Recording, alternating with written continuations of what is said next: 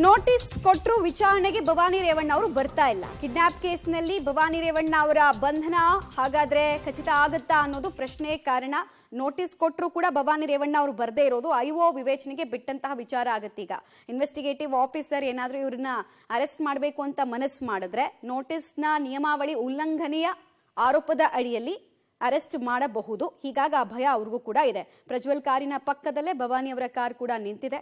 But Bhavani Revanna ಅವ್ರು ಮಾತ್ರ physically appear ಆಗಿಲ್ಲ ಎಲ್ಲೂ ಕೂಡ. ಹೊಳೆನರಸೀಪುರದ ನಿವಾಸದಲ್ಲೇ SIT ಅಧಿಕಾರಿಗಳು ಬೀಡ್ಬಿಟ್ಟಿದ್ದಾರೆ. ಬಿಕಾಸ್ ಮೇ 15ನೇ ತಾರೀಕು ನಿಮಗೆ ನೆನಪಿರ್ಬೋದು, ಅವಾಗ ಇನ್ನೂ ಇವ್ರು ಅಕ್ಯೂಸ್ಡ್ ಆಗಿರಲಿಲ್ಲ.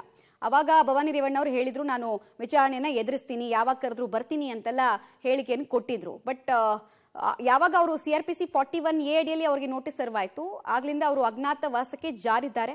ಹೀಗಾಗಿ ಪ್ರಶ್ನೆ ಅಂತೂ ಇದ್ದೇ ಇದೆ, ಏನು ಮಾಡ್ತಾರೆ? ಇನ್ನು 1 ಗಂಟೆ ಒಳಗೆ ಅಪಿಯರ್ ಆಗ್ತಾರಾ SIT ಅಧಿಕಾರಿಗಳ ಮುಂದೆ? ಅವ್ರು ಕೇಳುವಂತಹ ಪ್ರಶ್ನೆಗಳಿಗೆ ಉತ್ತರವನ್ನು ಕೊಡ್ತಾರಾ ಅಥವಾ ಹೀಗೆ ಭೂಗತ ಆಗ್ತಾರಾ?